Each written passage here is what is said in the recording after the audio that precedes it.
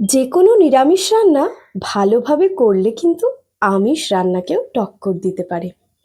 নমস্কার বন্ধুরা, অপালার রান্নাঘরে সকলকে স্বাগত জানাই। আমার আজকের রেসিপি নিরামিষ আলুর দম। নিরামিষ আলুর দম রান্না করাটা ঠিক কতটা সহজ চলুন তাহলে একবার দেখে নিই। এখানে আমি আলু নিয়ে নিয়েছি। আলুগুলোকে ভালোভাবে ধুয়ে নিয়ে প্রেসার কুকারে সেদ্ধ করে নিয়েছি। সেদ্ধ করার সময় আলুর মধ্যে কিন্তু আমি 1 চা চামচ নুন দিয়ে দিয়েছিলাম। এবার আলুর খোসাটা ছাড়িয়ে নিচ্ছি। সাধারণত আলুর তরকারি বানানোর সময় আমি খোসা সমেত আলুই সেদ্ধ করে নিই আর পরে খোসাটা ছাড়িয়ে নিই। ছোট আলুগুলোকে 2 টুকরো করে আর বড় আলুগুলোকে 4 টুকরো করে আমি কেটে নিচ্ছি। সবগুলো আলু কেটে নেওয়া হয়ে গিয়েছে। এবার এগুলোর মধ্যে দিয়ে দিলাম 1/2 চা চামচ হলুদ গুঁড়ো, 1/2 চা চামচ কাশ্মীরি লঙ্কার গুঁড়ো আর সামান্য একটু নুন। এবার এগুলোকে মাখিয়ে আমি আলুগুলোকে একটু ভেজে নেব। এই সময় নুন দেওয়ার আগে একটু মাথায় রাখবেন যে সেদ্ধ করার সময়ও কিন্তু জলে নুন দেওয়া ছিল। এখানে আমি 2টো টমেটো নিয়ে নিয়েছি, একটা বড় সাইজ আর একটা মাঝারি সাইজের। এবার টমেটোগুলোকে আমি কেটে নিচ্ছি। পেঁয়াজ রসুন ব্যবহার না করেও যে এত ভালো হতে পারে আলুর দম, এইভাবে যদি একবার বানান তাহলেই বুঝতে পারবেন। টমেটোগুলো কেটে নেওয়া হয়ে গিয়েছে। এখানে ঝালের জন্য কয়েকটা কাঁচা লঙ্কা নিয়ে নিয়েছি। কাঁচা লঙ্কার পরিমাণটা নিজেদের স্বাদ অনুযায়ী দেবেন। এবার একটা মিক্সিং জারের মধ্যে এই টমেটো আর কাঁচা লঙ্কাটা দিয়ে আমি বেটে নিচ্ছি। এবার আমি একটা ভাজা মশলা তৈরি করে নেব। তার জন্য এখানে দিয়ে দিলাম 1 টেবিল চামচ গোটা জিরে, 2 টেবিল চামচ গোটা ধনে, 3টে শুকনো লঙ্কা আর 2টো কাশ্মীরি লঙ্কা। কাশ্মীরি লঙ্কাগুলোর বীজটা কিন্তু আমি বার করে নিয়েছিলাম। গ্যাসের ফ্লেমকে লোতে রেখে মশলাগুলোকে ভেজে নিচ্ছি। মশলার থেকে সুন্দর গন্ধ বেরোবে যখন, তখন গ্যাসটাকে অফ করে দেব। গ্যাসটা অফ করে দিলাম। এবার মশলাটাকে একটু ঠান্ডা হতে দেব। ঠান্ডা হয়ে গেলে মশলাটাকে আমি গুঁড়ো করে নেব। যে কোনো রান্না করার সময় কিন্তু রান্নার জোগাড় যন্ত্রতেই যা সময় লাগে, রান্না করতে খুব একটা বেশি সময় লাগে না। এখানে আমি 2 টেবিল চামচ মতন সর্ষের তেল নিয়ে নিয়েছি।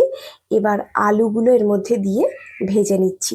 যেহেতু আলুগুলো অলরেডি সেদ্ধ, তাই গ্যাসের ফ্লেমকে মিডিয়াম টু হাইতে রেখে হালকা রং আসা অবধি আমি ভেজে নেব। মিনিট 2-3 সময় লেগেছে। এবার আলুগুলোকে আমি উঠিয়ে নিচ্ছি। এবার ওই কড়াইয়ের মধ্যেই আবার 1-1.5 টেবিল চামচ মতন আমি সর্ষের তেল দিয়ে দিলাম। তেলটা গরম হয়ে যাওয়ার পর এর মধ্যে দিয়ে দিলাম 1 চা চামচ গোটা জিরে। জিরেটাকে ভালোভাবে নেড়ে চেড়ে নিচ্ছি। দিয়ে দিলাম 1/2 চা চামচ হিং।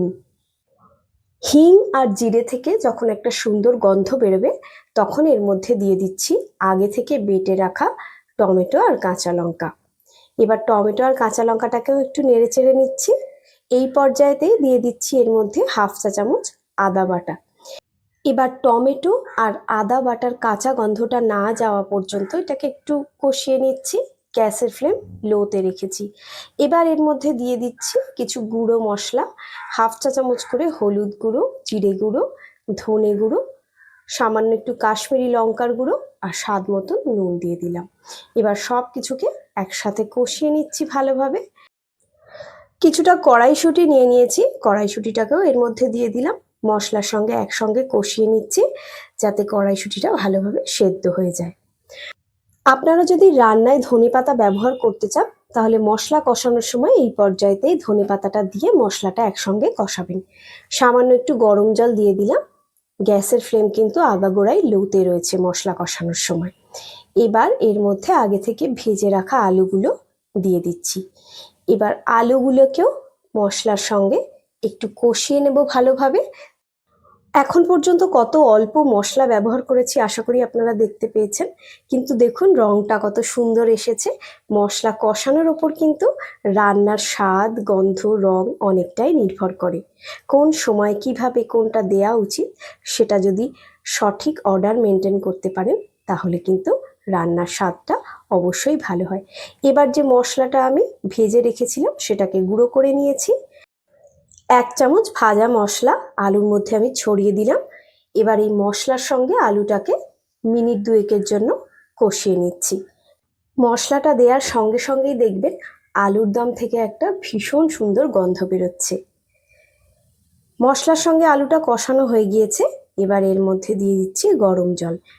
রান্নায় কিন্তু কখনোই ঠান্ডা জল ব্যবহার করবেন না, তাহলে রান্নার স্বাদটা কিন্তু একদমই নষ্ট হয়ে যায়। যতটা ঝোল রাখতে চান সেই পরিমাণ অনুযায়ী আপনারা গরম জলটা ব্যবহার করবেন। আমার আজকের রেসিপি কেমন লাগলো অবশ্যই কমেন্টে জানাবেন, আর ভালো লাগলে ভিডিওটাতে একটা লাইক দিয়ে আমার চ্যানেলটা সাবস্ক্রাইব করে আমার সঙ্গে থাকার অনুরোধ রইল। সবাই ভালো থাকবেন। আজ এই পর্যন্তই।